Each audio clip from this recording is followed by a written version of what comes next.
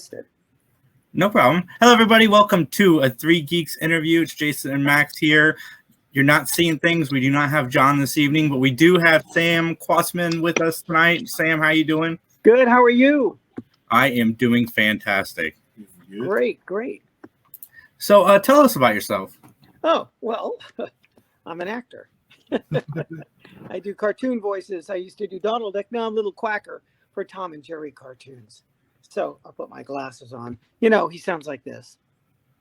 Oh, I love the Baba. I love the Baba. Oh, boy. Oh, man, I could listen to you do that for hours. I got a game that I play. It's got Donald and Goofy in it. Anytime they talk in the video game, I can't stop laughing. Ah, well, I didn't do that game. But anyway. Yeah. What's that? I'm in the 6th season of Tom and Jerry cartoons. Awesome. I love Tom and Jerry. That was one of my favorite cartoons. Yeah, it was terrific. Tom and Jerry's still good. Like all those cartoons are like you can watch them anytime and they still work. Everything is still funny. That's yeah, they're timeless. I think they're timeless. That's the word. So what makes you decide to go into acting, more specifically voiceover acting? Well, to me, it's all acting. Acting's acting. You know, you're not just a voice. It says voice actor. So it's not just your voice. I mean, anybody can do, you know, some of these cartoon characters. There's always somebody who can do Daffy Duck or Porky Pig or, you know, some of the classics. But it's the acting that separates you. You have to be able to make them laugh and cry and sing and be jealous and envious and things like that. So it's the acting that sets you apart from others. So that's pretty much how it works. But I was a kid and my parents, you know, the teachers said, you know, get this guy into, this kid, all he does all day is dance and sing and do cartoon voices. So put him in one of these singing, dancing, acting, baton twirling, Hawaiian hula dance companies, studios. So I learned to dance, tap, ballet, and jazz, and sing and act, take acting lessons. And I do that to this day because you have to practice. It's a craft. Mm-hmm. So when I was 19, I turned pro. I got my first professional job as a dancer in Disney on Parade, which you see today is Disney on Ice. Mm-hmm. And what they skated, we ran. We called ourselves Holiday on Wood. And my best dance partner in that show was Patrick Swayze. It was our first dance company. And he was Prince Charming and I was the lead alligator in Fantasia. I don't know how he became Prince Charming and I was an alligator. Yeah, that doesn't make any sense to me at all. For God's sakes. Right? Like, what were they doing? What's all that about? No, that's Swayze. Goodness sake. Yeah. What a mug. Very talented guy. Really talented. Yeah, no, he was great. So they needed a guy to do Donald Duck for the show, and I did it live, 10 to 14 shows a week. And I did it live for the first year, and then I put it on tape, and I did the next year and the next year until it finally stopped. And then I was at the studio, and I did their records and toys as Donald Duck. But in the meantime, I was dancing in the movies. I did Maine with Lucille Ball, and I wanted to be an actor. So I was taking acting lessons, and I went to the Comedy Store, and I started my stand-up act. And I worked with all those guys, Letterman and Leno and all those guys, and Robin Williams. And then I wound up on television acting. I did the Bob Newhart Show, Family Ties, Airwolf, Movies of the Week, McGTV, all that stuff. As a matter of fact, I'm in a movie right now called Letters from a Nut, produced by Jerry Seinfeld, and it's on Amazon Prime. And you can see it now. Yeah, I play a clown. Gee, typecasting. So that was all filmed pre-COVID and everything, and of course, yeah. So working with Jerry Seinfeld, what's that like? He's a nice guy. I really worked with Barry Mortar, his head writer, who wrote the show and starred in it. He's brilliant, very prolific, and he recommended me to Jerry to do Comedians in Cars. So I did Comedians in Cars Getting Coffee as his product placement guy, and he recommended me, and Jerry said, "Oh, get him. He can do everything, that guy." So, because we'd worked at the comedy clubs, Jerry and I. So it goes way back, you know. And I mean, like back in like when everyone was coming up and like you didn't know that Robin Williams was going to be Robin Williams. You know, you're like, what's that like? You know, and the comedy club in the 80s is nuts because you got Kinnison, you got Seinfeld, you got Carlin, you got Pryor. Like, yeah, they were all there. They were all there. And but you know, you kind of knew Robin was special. You just knew he was special. He kept telling me to go take improv classes, you know, and we did medical Shakespeare together. He'd come out and go, "Look, the moon like a testicle hangs low in the sky." I would say, "'Tis I, young Frederick, man of 1,000 feces, a pox upon your coccyx sucker."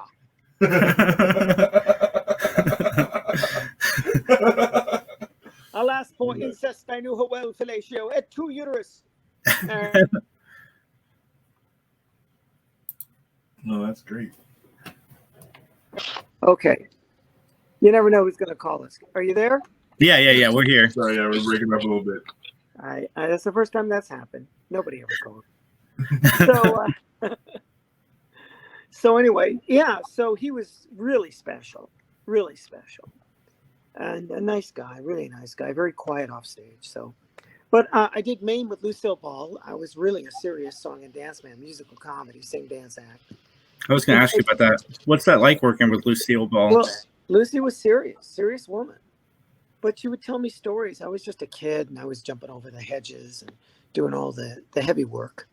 And I was a dancer for Anna White. And Anna White had choreographed Disney on Parade and remembered me and hired me for Maine. And she had won the Academy Award for Oliver. She did Music Man, Bye Bye Birdie, Oliver, Pete's Dragon, and Maine. And so I wound up dancing for her. And Lucy would tell me stories. It was great. I'd ask about the Three Stooges. She goes, "Oh, bad props. They almost killed me." Then she'd tell me a story about how they almost killed her. You know, she was putting this very fine powder on her face, and they turn on a fan, and she goes like this, and it goes in her mouth and up in her nose. And she told me the whole story, and she was in the hospital for 3 days. She thought she was going to die. Seriously, we could have lost Lucy there. Wow. Yeah. So she was really something. She'd done everything, and she knew if the camera was off, and she knew about lighting, and she just knew about everything. She was, you know, I wish I'd stayed in touch with her. She probably could have taught me a lot, you know.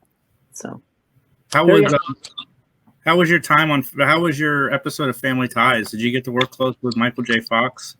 Well, my scenes were not with Michael J. Fox. My scenes were with Baxter Burney, you know, Meredith. Mm-hmm. You couldn't ask for anything better than that. Absolutely gorgeous, that woman. And I had a great time. It's because I did the Bob Newhart show. The guy who wrote the Bob Newhart show, Lloyd Garver, was a co-executive producer of Family Ties and requested me.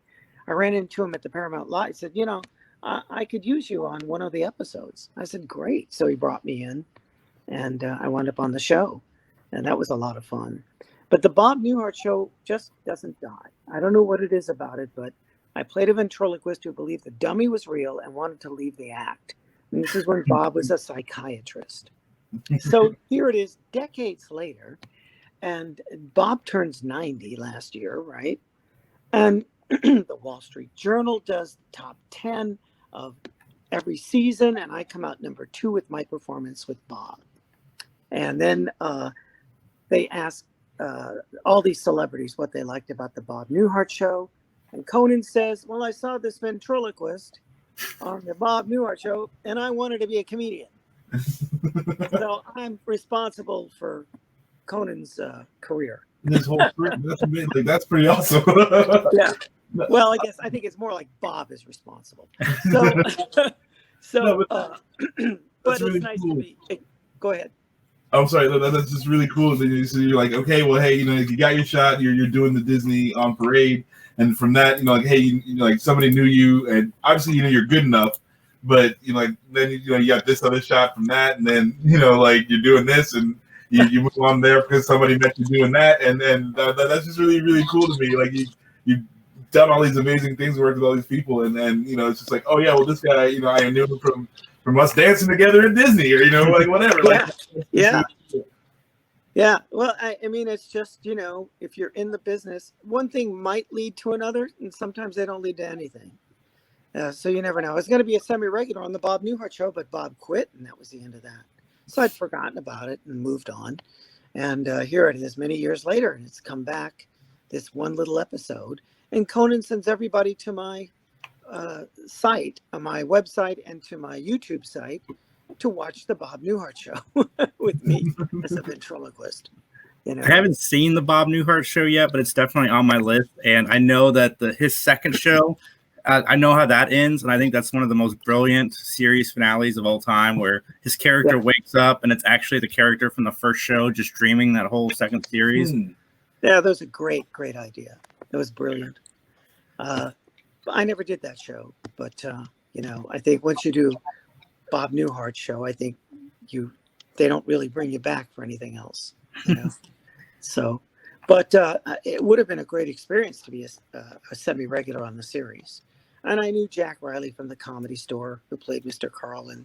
And I used to run into Wallace, his receptionist, all the time at the market. So she'd always say hello, So it was nice, but I really was a big fan of the dentist. And he was just as phenomenal. Peter Bonner's a phenomenal actor, comedic actor, just brilliant. So I was always tongue-tied around him. I didn't know what to say to him. But Bob was just Bob. And so it was no big deal. Oh, and Suzanne Plachette, you must know her, right? I do. I know the name. Suzanne is gorgeous. And we're back behind a flap, and she's telling me about, good luck and all that stuff. And she's very sweet to me. And so she gives me a kiss on the cheek. And I go, oh, I have a girlfriend. And she laughs and she goes, so what? I have a husband. He's right there. So not that she was trying to do anything. It just, she's just being nice. So it was very funny. Absolutely. So recently you've been working on Robot Chicken some? Yeah, I just did another Robot Chicken. What's that like with Seth Green? Yeah, very nice guy. Really sweetheart. And last time we did Mickey and Donald at a bar picking up chicks. And I was the narrator on the narrator on Mad Max. They did a Mad Max episode. And they used all the holidays that they're trying to escape from all the holidays. And I'm the narrator. So that was fun.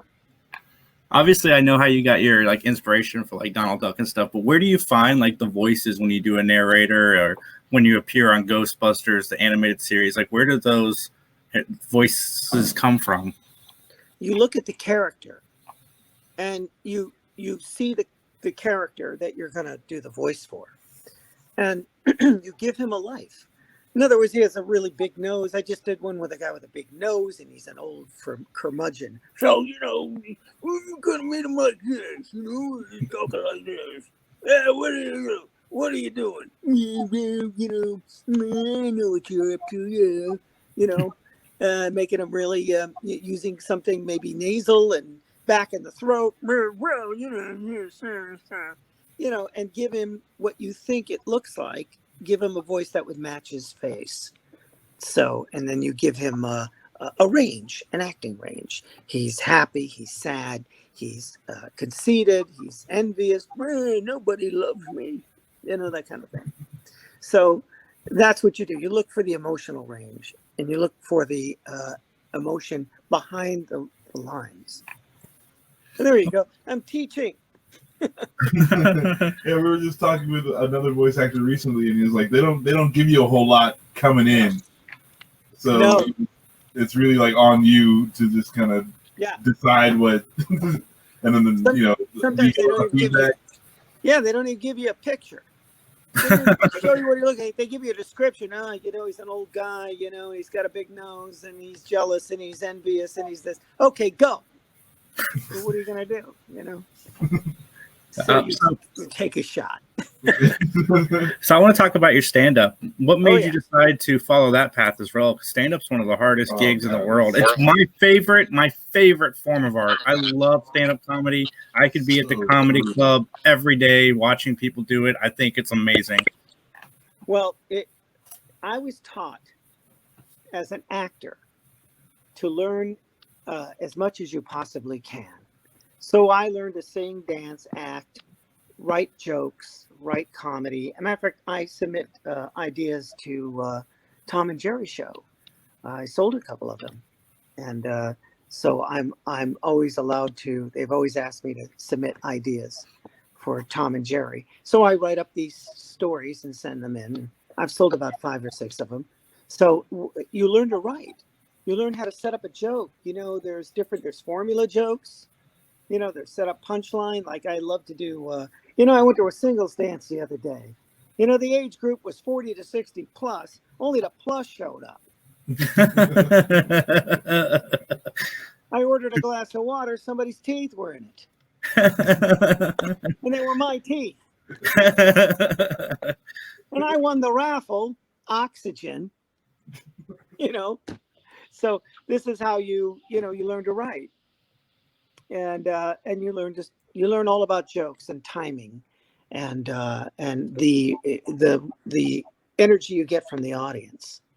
So you can write a lot of different stories and titles and things like, I'm still dancing professionally, even at this age. I'm the male stripper at the Jewish Home for the Aged. What's your stripper name? Yeah. It's a great job. You come back the next day, they think you're the new guy. Oh man. That's So great. You learn timing and writing, and most of the most successful comedians are writers. They're writers. They're not. A lot of them are not actors. They're really not. Some are. I mean, you see a Michael Keaton. That guy. He was at the Comedy Store. He could have done anything. I mean, that's a brilliant actor, and that's what you want to do. You want to be around people who are better than you. That way you get better. I mean, you want to be around people who are like when I turned pro as a dancer, my classes that I took for ballet, tap, and jazz out here in LA, they're people who were working on television in the movies. So they would help you. I had a couple of friends on the Bob Newhart, not Bob, on a TV series, and they were dancing on the show. Back then they had variety shows. Mm-hmm. So they were on the Carol Burnett show, and they were incredible dancers. So I learned a lot from them. You could take tap class from guys who worked with Gene Kelly and Fred Astaire. You could take jazz classes from guys who were in the Seven Brides from Seven Brothers and West Side Story. And those were my teachers. And you could take singing lessons from people who the singing, back then they would take an actress and have someone else sing for them, dub it in. Mm-hmm. And you could take singing lessons from them. And you could take acting lessons from guys who won Emmys and Oscars and, supporting actors and people who are in these major movies. And you could work with them. So you could raise your talent to another level. And to me, I think that, all right, I'm lecturing now, right? I'm teaching. I'm actually, to help my podcasting, I'm going to start taking improv classes. Yeah. And When his I was young, I went to, take improv. Yeah, it actually helps. And you learn those rules like yes and. Mm-hmm. I went to the Mel Blanc School of Voices. When I was young, I had just finished the Disney show. And I went over to the Mel Blanc and I met Mel. Mel Blanc introduced us. Donald Duck meet Daffy Duck because I was doing Donald for Disney on Parade. And he did Daffy, I did Donald. And he goes, it's great you can do somebody else's voice, but I made my whole career on original voices. So you should do that. And I thanked him. And then Noel let me out and said he'll never remember you. So that's so cool. I mean, like, that dude is every voice like that. That's amazing. He's the voice of everybody, everything. He's the voice of everything. So oh my goodness. He's amazing. He was talking to me about it, I wanted to say that he was right and he was wrong. Because when he passed away, it took 6, 7, 8, 9, 10 people to replace him. So, as the next generation comes up, And that's what they're doing at Warner Brothers. They're bringing back probably all the old cartoons from Hanna-Barbera. We have the new Looney Tunes. Yeah, it's actually really good. I checked it out and it's a lot better than I was like, oh, here we go. It's not going to be, they're ruining, like, I'm an old man, like, saying, back in my day, it was funny, but they're actually still really good. They're doing a really good job. I just did one. I just did a new Looney Tunes. Oh. And I was thrilled to do it. And I told him how much I loved Looney Tunes, and it's my favorite, one of my favorites. Of course, Tom and Jerry's my favorite. But, you grew up with these cartoons, and they're just in your head. I mean, you learn classical music from Bugs Bunny. Like I was singing a song. I can't remember it's a song. It's in a different language, and I heard it on a Tom and Jerry cartoon. Yeah, I've remembered it since I was 7. Like it's amazing. If you go to the classic Tom and Jerry cartoons, you see Tom learn to play the piano in like 5 seconds. Mm-hmm. He takes how to play the piano. He opens up some music. And he plays, 2 or 3 or 4. Yeah, there's like a little bit of narration where you're reading the words of the book. And boom, he's a master. Yep. Hey man, when you have the gift, you don't need much. I love that. Yeah. And so the new Tom and Jerry show, very clever stuff. They do very clever things, and I'm just thrilled that I can sell an idea to them. So we did one called Quacker Sings Opera. So my little duck flies south for the winter and hears an actual opera singer, a tenor. And he comes back and his voice has changed to Ronald Coleman. I don't know if you remember him, but he had this beautiful speaking voice, Ronald Coleman, back in the 40s, the 30s, the 40s and 50s, those classic movies. He was in Lost Horizon. He was the star of that movie back in the 50s. And he would say, oh, it's just awful little thing. I can't do his voice. But Steve Stanton did his voice. So it took 3 voices to do Little Quacker's voice. Me, the opera singer, and the Quacker. And of course, he screws up and winds up with his regular voice because Tom puts pepper or something in his perfume, little perfume thing that he squeezes in his mouth. So, and I'm back going, keep working on it. Keep working on it. You'll get it. Does that hurt to do after a while? No, it's an artificial voice. You don't use your voice. Okay. It's all up here. I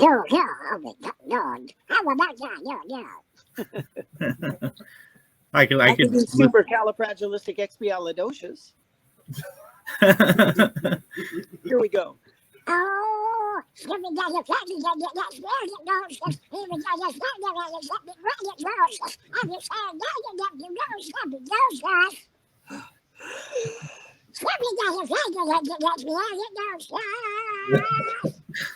I could listen to you do that for an hour. That was the first song on 3 Geeks. We're starting up 3 Geeks music right now. Well, I hope you enjoyed it. Oh, no, it was great. That was lovely. You should do a CD. You do an album in the duck boy. I'd buy it. That's I'm funny. down for that. So what are you working on now? Well, I'm working on some ideas for Tom and Jerry cartoons. And because of COVID, everything's up in the air for a future movie I was supposed to do. And everything stopped. So it's unfortunate. But voiceover is still going. So I did 4 Tom and Jerry's, 1 new Looney Tunes, and 1 Robot Chicken. Okay. So, so I'm just writing ideas down for Little Quacker. I mean, for Tom and Jerry. So. I shouldn't say have to work on Tom and Jerry.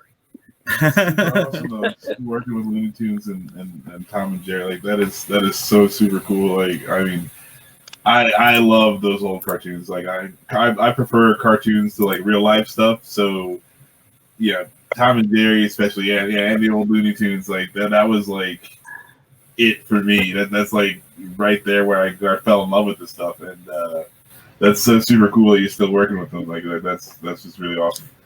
Yeah, it's just great. It's great. I mean, I was booked to do the Laugh Factory in Vegas in March 30th to April 6th, and of course, COVID hit and everything shut down. That was the very week they shut everything down in Vegas. So stand-up's over right now. Everything's on hold. So, except for voiceover, that's what's going on. And a lot of networks are ordering animated shows right now. I know Netflix just canceled a bunch of live action to do more animated. So did MTV. Yeah, Netflix, I just read, is going to lease a 17,000 square foot building, the largest building in Burbank, for just their animation department.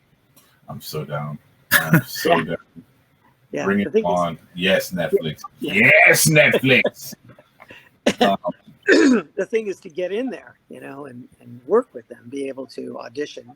So, and I know everybody's switching over to voiceover now because there's no work. I mean, I think I saw Mindy Sterling is doing another Goldbergs, and they socially distance themselves when they do the show. So I don't know quite how it works, but so there's some production going on.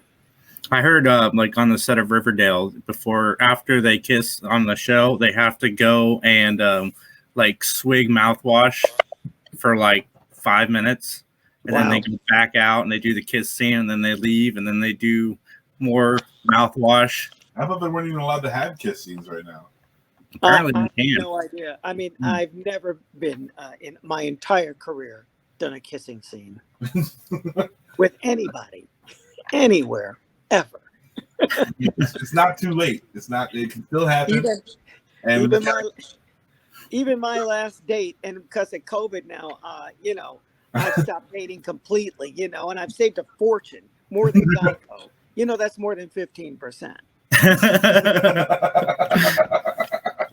As a matter of fact, I'm so afraid to make love now, I don't even touch myself. I mean, the last time I made love, I was alone. The last time I made love, I was alone and I fell asleep. Okay? Well, Sam, thank you so much for coming on. Where can everybody find you on the social medias?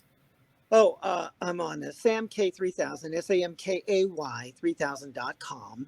And don't forget to see Letters from a Nut, produced by Jerry Seinfeld, written by the great Barry Martyr, his head writer, who wrote the books Letters from a Nut. You should see those books.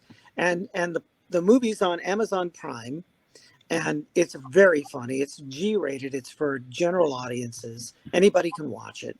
And Barry's a phenomenal character.